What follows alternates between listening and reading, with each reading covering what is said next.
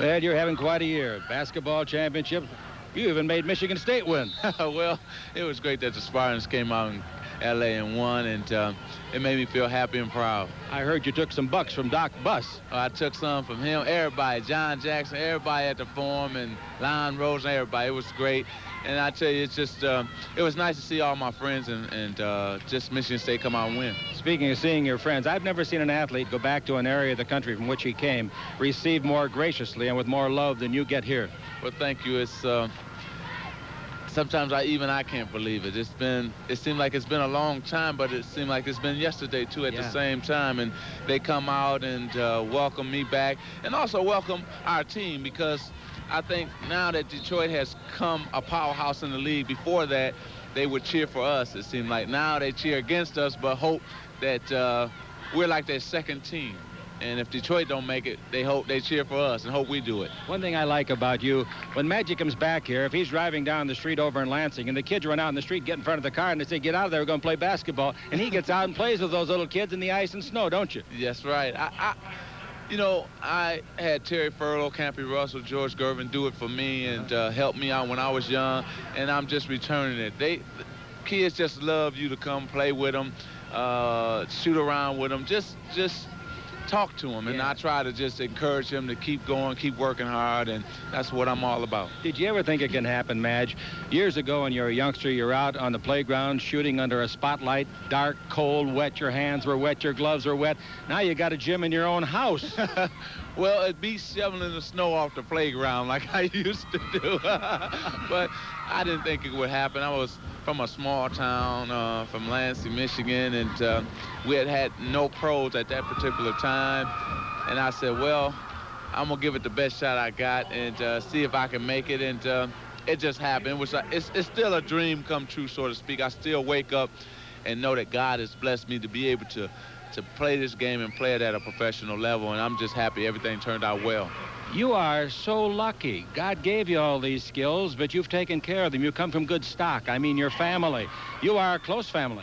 Very close, and you know, I come from a family of 6 sisters and 3 other brothers, and we're all close to my mom and dad, and without my mom and dad, I don't know where I'd be, because the foundation, they set the rules, and we had to follow them, and my dad is like my hero, so anything he said was golden to me. Now let's talk about you and Larry Bird. It's a tremendous rivalry, I know. But on the other hand, I know there's great respect between the two of you. But I saw you in the last game in Boston. You knocked him down. You let him lay there. Didn't even pick him up. Well, once we hit the floor, Chick, it's all about business. It's all about winning then. And if I knock him down in a game, you can believe I'm not going to pick him up. And the same, if he knocks me down, he's not going to pick me up. Right. That's the way it should be. That's right. We go at each other. We go to win the game. We have the utmost respect for one another. And but when we hit the floor, it's all about business. The last shot in Boston. Don't tell me it wasn't luck. But the fact that you got the shot off in that split second was not luck. Well, you know, people ask me that question so much, but my thing was get the ball and get it shot up, and not before we hadn't got shots up, attempts to win the game. But this time I was going to make sure I got a shot up, and whatever happened from there happened, and we won the game with it. And I'm just happy I got the opportunity to shoot the ball. Did you see it go through? No. I didn't see it go through. I seen everybody jump up and down. So when they start partying and congratulating one another, I did too. I got up off the floor and went crazy myself, and it was just great. How about that, ladies and gentlemen? Magic Johnson, great guy. Yours on the world champion Lakers Basketball Network.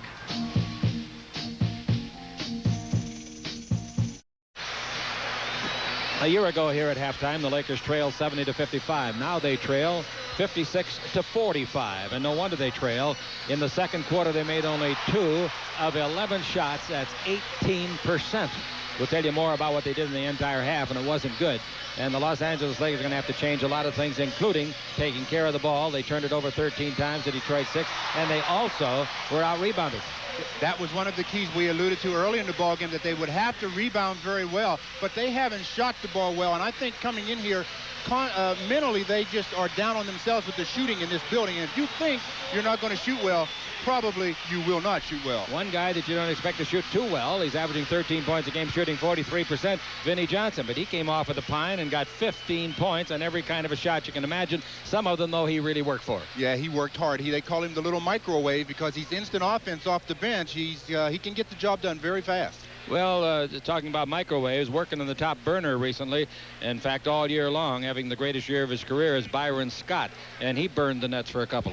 He shot the ball well, but they didn't get any balance, as we were speaking about early in the ballgame. There was really no balance. He shot the ball well, but they just didn't get him enough shot opportunities. We haven't had the crowd attendance yet. I heard a reporter that works here, and he should know the crowd a little bit, said there were over 35,000 here. They're not very loud because there hadn't been a lot to yell about, particularly if you're a Laker fan. Maybe the second half will be better on the World Champion Lakers Basketball Network.